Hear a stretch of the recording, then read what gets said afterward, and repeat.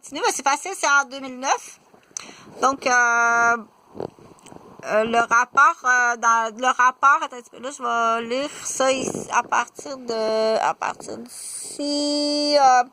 Donc, qu'est-ce qu'il faut faire à ce moment-là? On rapportait dans leur étude qu'il n'existe aucune corrélation entre le degré de gravité de l'intoxication maternelle et le risque de souffrance fœtale.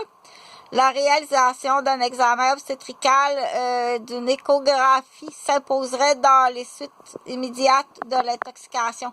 Donc, j'arrivais du stationnement du métro de Rosemar. J'ai une très bonne mémoire, là. Il y en avait 2 ou 3 complices, là. 2 ou 3 complices, là. Donc, fort possible de mémoire, là, il y a peut-être une intoxication, là, de gaz.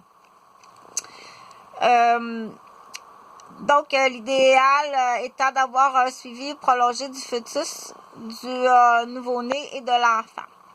S'agissant de la prise en charge, la disponibilité de l'oxygène est un atout de grande importance. L'administration d'oxygène est le traitement de base à la phase aiguë, permettant l'accroissement de la vitesse d'élimination du CO par l'O2. Donc, il faut ventiler beaucoup plus rapide que ça, remplacer le CO par l'O2. Le traitement de l'intoxication aiguë au CO pendant la grossesse commence par retirer la victime de la source environnementale de CO.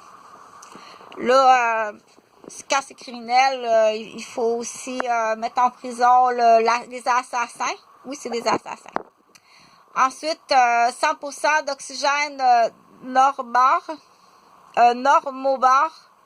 doivent être administrés immédiatement et de l'oxygène hyperbare doit être envisagé.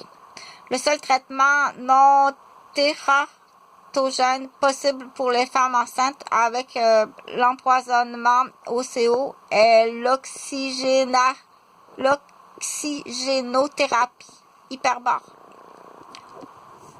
L'oxygène hyperbare est obligatoire pour toutes les femmes enceintes ayant une altération de la conscience ou des niveaux de COHB de 20% ou plus. Malgré l'absence d'oxygène hyperbare, la prise en charge de notre patiente a porté un succès car nous sommes parvenus à la sortir de la détresse respiratoire et du risque fœtal qu'elle encourait sans prise en charge. Non, elle a perdu l'enfant.